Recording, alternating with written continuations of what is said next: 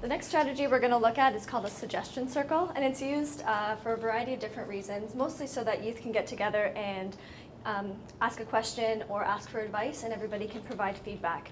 One of the ways it's used is after we've talked about the delay, negotiation, and refusal skills in the program, you'd have youth get together, and as the teacher, you would give them a scenario, and then as a group, you'd brainstorm some ways that you would either delay, negotiate, or refuse that situation.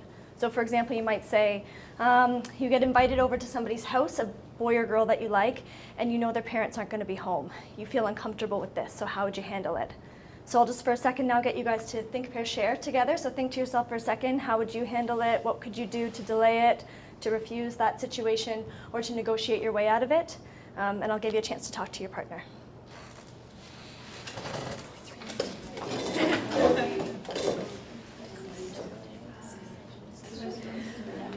Okay, has everybody had enough time by now? Everyone's okay?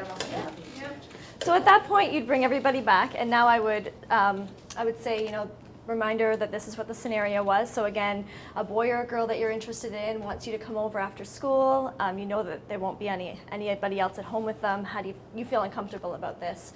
So how could you either delay, negotiate, or refuse your way out of this situation? Does anybody want to volunteer a response? Yep.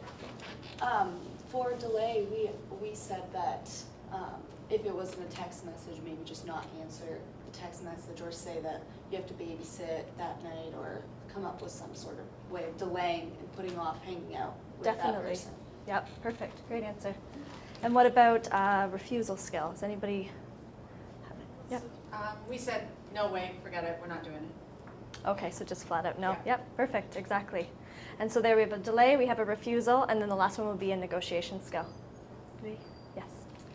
We suggested you could negotiate by going to a public place, like, okay, let's hang out at the movies, or let's hang out at so-and-so's house where there are going to be parents or other people present. Definitely. And as you can see, you get all three skills, and if other people had things to share, somebody else might have another delay skill, or they might say, yeah, that's a great idea, we also said this, and you can get everybody brainstorming about the same idea. It's nice for that reinforcement too, because youth will get tons of different answers and tons of different ways to get out of a certain pressure situation.